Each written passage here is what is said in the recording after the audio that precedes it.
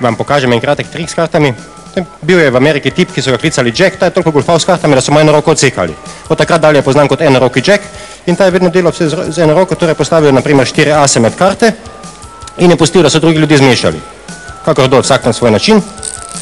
In njemu je bil problem seveda te karte ase najti. Vedel je, da ni noben as spodaj, niti na vrhu in ker je imel samo eno roko, je izmislil potem eno varianto, ko je delal vse z eno roko. Da je to od začetka zelo enostavno, ker so 4 asi noter. Prvega, no. Hvala. Vsak naslednji je potem težji, ker je vedno manj asov, jasno, potem imate tudi manj možnosti, da najdete asa. Vedno težje, vedno težje. Tretji as. In še zadnji. In zadnji as. Dobro.